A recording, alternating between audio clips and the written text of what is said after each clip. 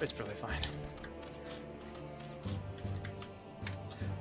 Welcome to the round of 8, also known as the quarterfinals here in Monday Night Starbow number 33. Spotting in the bottom left corner of match point 2.0, your blue Zerg player, it is Myrault! And up at the top right-hand corner, playing as the glorious yellow Protoss, it is Franscar from Team Best Fantastic Friends Fun Fantastic Friends. You used Fantastic and Friends twice, that is cheating. I expect better improvisation from you, Kellis. I'm very disappointed.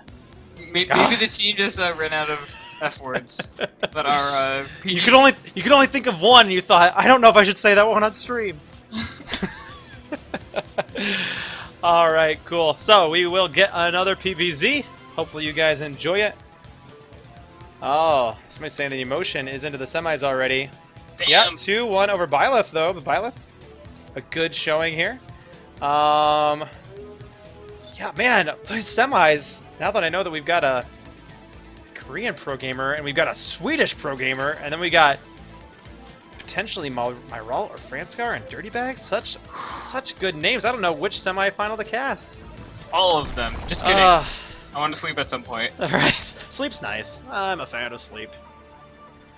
Alright, Myrault will be going for the hatch first. Behind that, what will Franscar do? Looks like he will save up and go Nexus first. Hatch first is a bit of a bold move on a two-player map because you know where your opponent's spawned. So if Franscar was like, I want to two-gate you, Myrault probably just died. So, a little bit of a risky play, but he is going to get away with it because Franscar's like, well, you're going to macro cheese, well, I like macro cheese. Yeah, unless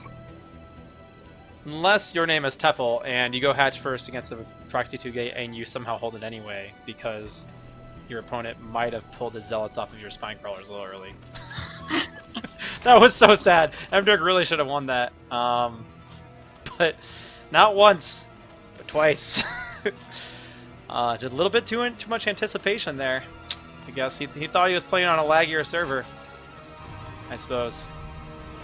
Alright, so we do have the gateway, and the forge, and the nexus, all the usual good Protoss Oh, buildings. look at the sneaky drone. Drone's gonna be sneaky. It's gonna make a hatchery. Oh, almost a probe. Almost a probe. Spell something. Kind of. Okay, not really. It doesn't spell anything. Hatchery is gonna go down.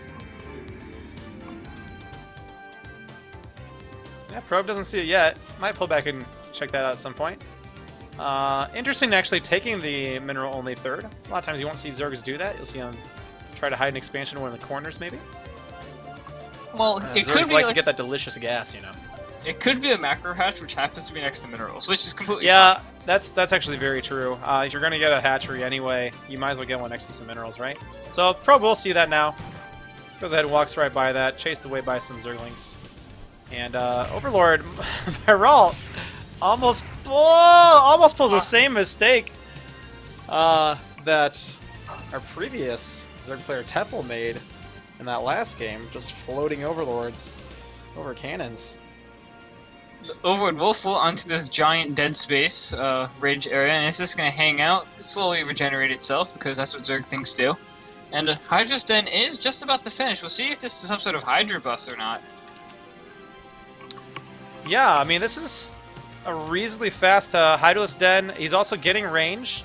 There's no layer on the way. Will at least be a reasonably aggressive Hydra's play here. Not necessarily going to go for a full-on, you know, hardcore cheese bust, but he definitely could.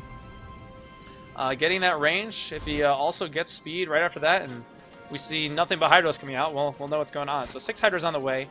Will Franscar be able to get wind of this? Now, when his first Corsair manages to hit the field, Hydras will already be on the way to his base, and he will have to hopefully float over those Hydras so that he can immediately start throwing down some extra cannons. Because right now there's only the one cannon and the one zealot, and +1 Twilight Council. All the tech is on the way, but not a lot of fighting dudes. So these Hydra bus could definitely work here for Myrault, because Franscar has no inclination that it is coming right now. The only thing he saw was that third hatchery, which doesn't necessarily mean it's going to be a big bust. Fourth hatchery does go down on the top left-hand side. I forgot my left and right, but that's okay. Hydras are now at the front. Range is done. Speed is not on the way, but Hydras don't care. They don't need Oh, to be the that Zealot careful. doesn't even block against this cannon. These Zerglings gonna do extra damage against this cannon. And now it's just one Zealot and these probes against these Hydras. These probes gonna try to throw down some extra cannons, but there are a lot of Hydras here. Only the one Zealot.